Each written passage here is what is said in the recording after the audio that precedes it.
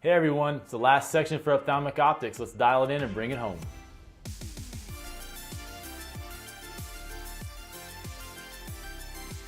So in this final video, we're going to talk about anisoconia, anisometropia, and then absorptive lenses. So let's get right into the text. So when we talk about anisoconia, really what we're talking about here, you guys can see that, you can highlight that in the text. It's just a difference in the image size between the right and left eyes, right? And there's going to be three types of anisoconia that we want to talk about: anatomical, induced, and meridional, right? So what's going to be anatomical anisoconia?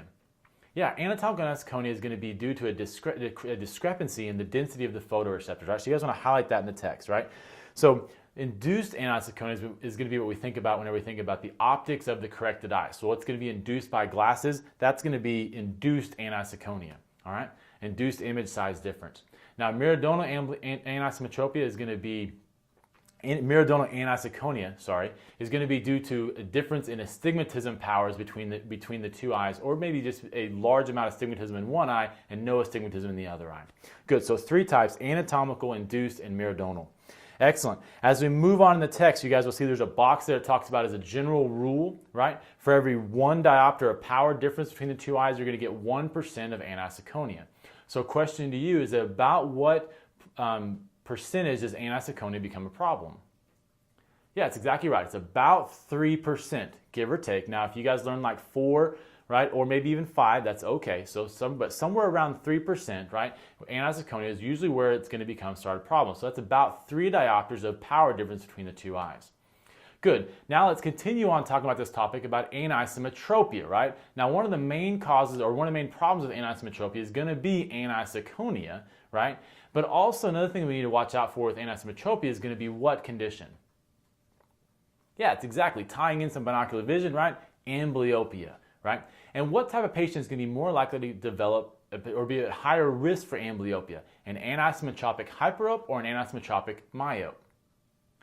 Yeah, it's exactly right. It's going to be an anisometropic hyperope, right? So look in your text, right? You guys will see that box right here, right? You want to put a star around that box, maybe highlight around that box, right? And you want to highlight the first sentence, right? You will recall that accommodation occurs equally between the two eyes, right? So what's going to happen is that if somebody's an anisometropic hyperope, right, the less hyperopic eye is always going to see clear, whether they're looking at distance or near, right? The eye is going to accommodate equally to the least hyperopic eye to make that one clear. And what's going to happen is the more hyperopic eye is always going to be blurry no matter what distance the patient is looking at. So that's going to put them at a high risk for amblyopia, right? Now, guys, we talked about this before, right? I'm a -6 in my left eye and a -450 in my right.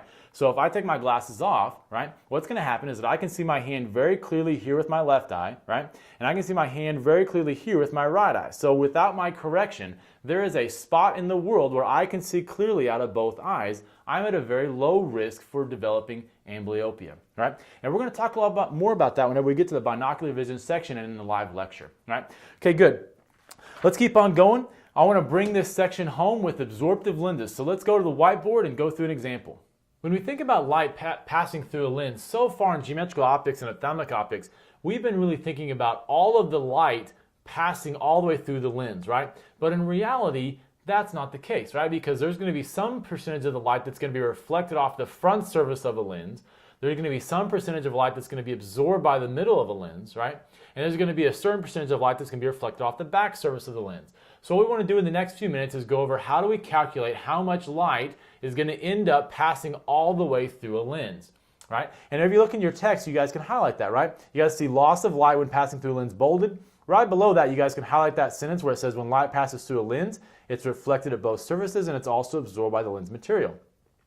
Now to calculate this, we're going to have 4 different equations we're going to use. Pretty simple equations, but we're going to have 4 of them all together. The first equation is going to be equation 5.47, and that's going to be the reflectance equation, right? And so you're going to have N2 minus N1 over N2 plus N1. You're going to square that, right? And that's going to tell you how much light is going to be reflected at the front surface of the lens. Now, if a lens is surrounded by air, it's also going to tell you the amount of light that's going to be reflected at the back surface of a lens as well. So if it's surrounded by air, the reflectance will be the same at the front surface and the back surface, all right? Now, we can calculate reflectance, but that's not what we care about. What we care about is how much light is actually traveling through the lens, right? So to get that value, we're going to take 1 minus the reflectance, and that's the second equation, right? Equation 5.48. Okay, so you want to highlight these as we're going through, right? So equation 1 is the reflectance equation. Equation 2 is the light that transmits through the surface, 1 minus reflectance. Now, whenever we talk about light being absorbed by the middle of the lens, right, that's going to have to be given to you in the problem, right? So light absorbed by the medium or light absorbed by the lens material, right? You're going to take that is going to be Tm minus 1 times the amount of light absorbed by the lens. And like I said, that's going to have to be given to us in the problem. So that's going to be our third equation, is to figure out how much light makes it through the middle of the lens. Now, to find the total amount of light that makes it from start to finish in front of the lens all the way through to the inside, all the way through the lens to the other side, right? We're going to use that equation 5.49, and we're going to multiply all three of these numbers together. The amount of light that transmits through the front surface, the amount of light that transmits through the back surface, and the amount of light that transmits through the middle of the lens. All right? So let's go through example and concrete those in our mind. So let's go through example 5.23.